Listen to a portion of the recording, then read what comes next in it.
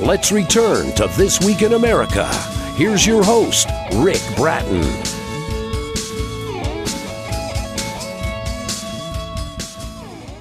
Welcome back, everybody. This Week in America, The Other Angel by Anne Covell is a dramatic, startling tale of how four young people from diverse backgrounds, each with their own aspirations and values, become unlikely though firm friends. An absorbing story that will attract readers as they get to know the characters whose desperate lives intertwined before the Civil War splits them up. The Gettysburg battle aftermath brings them back together.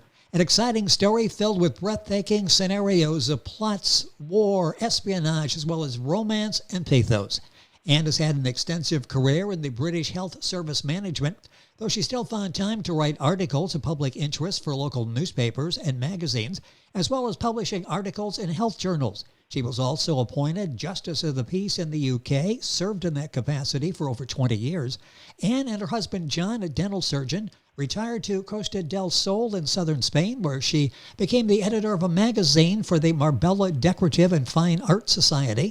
Now, while living in Spain, she also became chairman of the local Conservatives Abroad. It was there she wrote her first book, Remembering the Ladies, a collection of short commemorative stories on the lives of the 19th century U.S. First Ladies. This was followed by a short biography of the beautiful but ill-fated 14th First Lady, Janet Pierce. It was Anne's husband who persuaded her to write her first novel, The Other Angel. Sadly, he passed away before she had completed it. She dedicated the book to his memory. She now lives in the UK as a British citizen. Anne Covell, author of The Other Angel, is our guest on This Week in America. Anne, welcome to the program. It's great to have you with us. It's great to be talking to you, Rick. I'm delighted. I love the story that you've written, this world that you've created with these amazing characters. One review sums it up pretty well. I'm amazed at the power of this book in making the Civil War more alive and powerful than any other book at the era that I have read. That's an amazing review to get. Where did this idea on the U.S. Civil War and creating these characters, how did this all begin for you? Well, it started by writing about America. My husband and I fell in love with America. We used to go there 2 or 3 times a year, and I just loved it. And anyway, one day we were in a railway I think at the Washington railway station, very big and very very posh. Oh yes. And we heard a group. Well, I heard a group of young ladies, young students, criticizing their teacher. They'd been asked to write a scenario on the first ladies and which of the 19th century first ladies would they invite home for dinner. And they said, how on earth can we decide which first lady when we can't find out about the first ladies?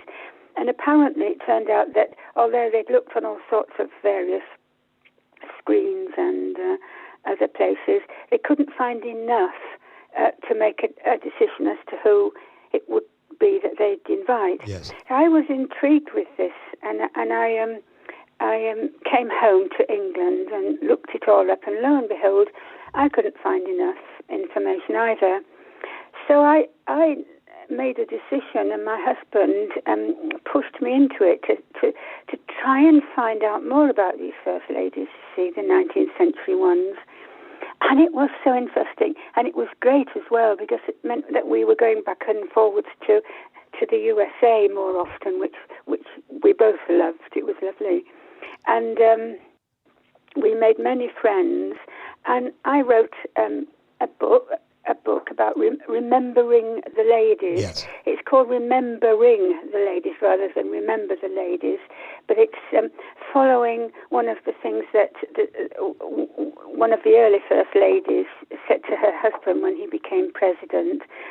She said to him, remember the ladies, don't forget the ladies.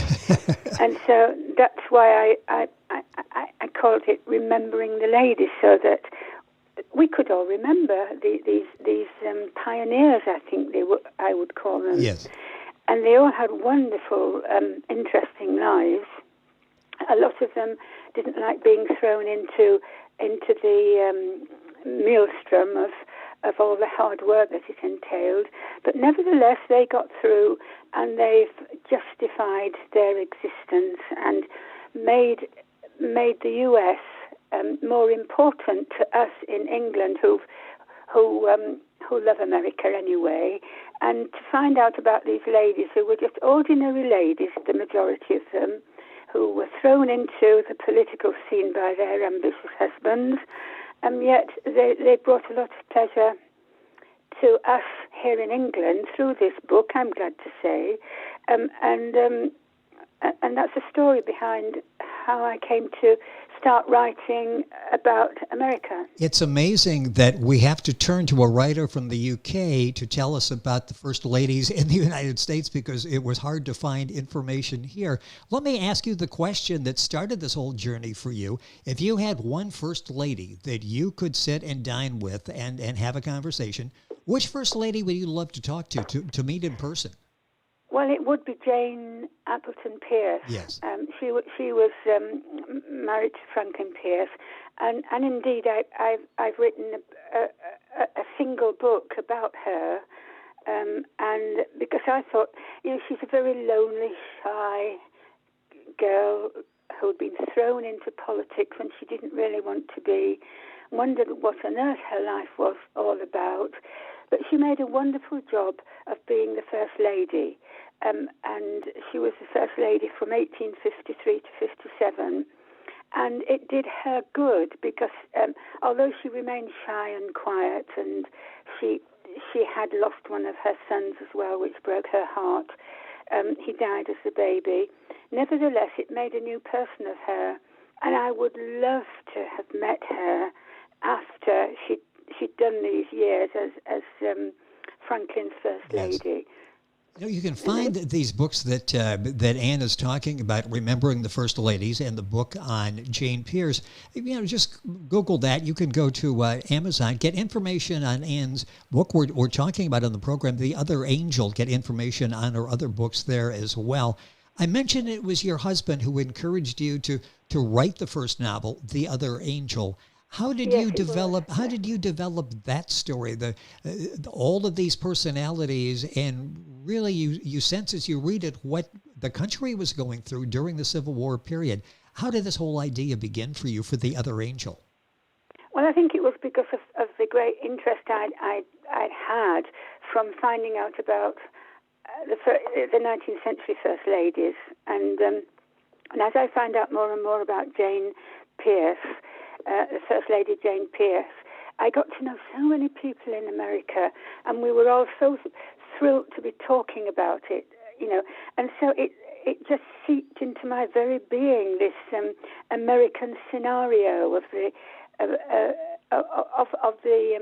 Civil War period, and which was agonizing. It was a terrible period, wasn't it? Yes. But it's just inside me now, this thing about writing about America in the 19th century. And that's why I when John said, write a story about it, and I didn't know how I would write a story. I just had this idea of these four youngsters getting together, unlikely as they all were, because they were from different backgrounds, or they are from different backgrounds. And I just used the stories I'd heard and read about, and used the first, the Civil War period as my sort of geography. It's interesting in developing the four characters. All of the reviews really are complimentary towards the characters, how you created this cast of characters. Talk about doing that, how you set out to do, and I don't know whether it was four in the beginning, but come up with four main characters and how you tie them all together. What was that process like in developing the characters? I can't remember really. I based the man or the young boy on someone I knew in America. So that started that one off. And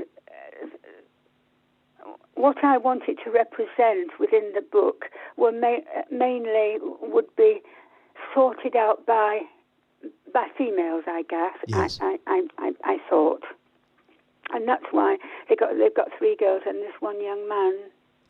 How about developing the storyline? When you started writing, The Other Angel, Ann Covell is the author and our guest on the program. If you're Googling, that's Covell, book available, and all of her books at Amazon, the usual places. You can link onto our website and directly go to Ann's books there as well. Developing the storyline, did you have a strict outline when you started this, or did it sort of evolve as you were following where the characters were going? I'm sorry to say it evolved. Yes. I had an idea. I wanted to tell the story about the Civil War and about the problems that youngsters met, and it did evolve. Instead of me having a pattern to write to. Some people can't understand that way of working on a novel, but it worked in this case. I feel that it did anyway. It really did. The book is The Other Angel, Ann Covell, coming in to us from the UK via Skype. And by the way, you'll find the video version of this up on YouTube, or go to our website, thisweekinamerica.us. Others mention how you really are descriptive in the area where the Civil War took place, the United States at that time. What kind of research goes into, especially when you're developing, when you're describing a locale that we all know here in the United States? What went into the descriptive powers that you have as you're telling the story? Reading. Yes. And asking questions and talking whilst we were in America, talking about it. And my husband would go off and have a jolly long walk while I talked to somebody about an area or how people felt. When I was talking about the problems in Kentucky when the hemp growing that was a real problem. I found out that quite by accident, just from reading a book, that there were problems. So I introduced that problem of hemp growing and the possibility of deprivation being caused as a result of it. And I put that into the book as well. So I used the information and the just general chat that I got from you lovely people in America. Do you think you bring a sort of a unique perspective to telling the story in the novel, The Other Angel? And by that, I mean when people write here, there's often an emotional attachment. An author has, family members, or he studied it in school and was given one interpretation. And some say you bring a fresh perspective because you're really detached. You're just telling the story from no particular angle. Do you think you do bring a unique perspective? I didn't realize that I was doing. No, not really.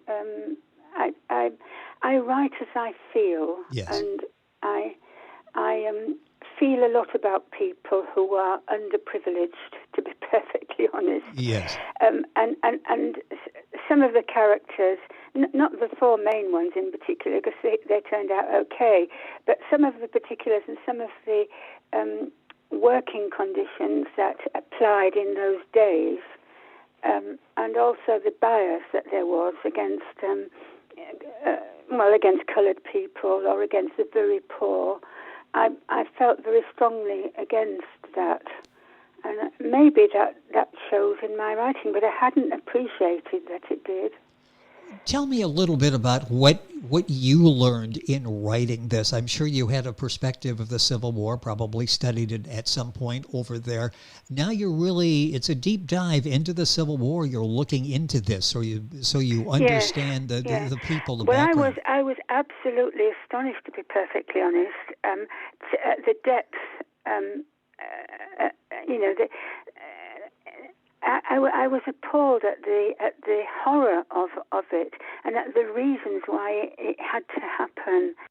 I mean, it could have been prevented, I'm sure. Yes. It's so devastating. The losses are almost, you have to read it twice to understand the loss of life and the lives that were older for people that were fighting in this. You did such an excellent job with this novel. Your first, The Other Angel, Ann Covell, our guest on the program. Are you working on something now? You've got such a talent for writing. I hope you're doing something else. I have started writing a sequel. I started it when my husband was still with me, But to be perfectly honest, I haven't reached the peak yet because I'm still in grief. Although it's quite a few years since I lost my husband now, those who've lost somebody like that suddenly, Yes. just falling into my arms, and he was gone. It Sorry takes to hear that. It takes a long time to get over that, and I'm slowly getting over it. I think about him every day when I write it, so maybe he's inspiring me, I hope. Well, I think that that's the case, and it seems like just in reading the background that you were there together for so many years, traveled, he was involved and encouraging in your career in writing these stories, and to have that memory there, the book, as I mentioned, dedicated to him, but it sounds like he's still there in spirit and guiding you through the process, and hopefully there will be another book soon, and in fact, a continuation of the story, The Other Angel. A couple minutes left in the program. What writers inspired you? Was there a time in your life when you decided, I enjoy researching and writing, creating characters, or writing about real-life people like the First Ladies? Yes, well, my favourite author of all time is a man from Cornwall in England. Unfortunately, he's passed away. It's a man called Howard Spring. I don't know if you've read any of his books, but if you can get hold of one, indeed I'll send you one if you'd like me to. He is the most wonderful writer of novels that I've ever come across, and I've read prolifically, and he is my hero. I never met him because he left us a long time ago. But he is a wonderful person, Howard Spring. But from the USA point of view, it might not mean quite as much because he writes about Cornwall, which is in the southwest of England. I don't know if you've heard about Cornwall, a beautiful area. And he lives there, and his works are written more or less in that area, not far from where I live, actually.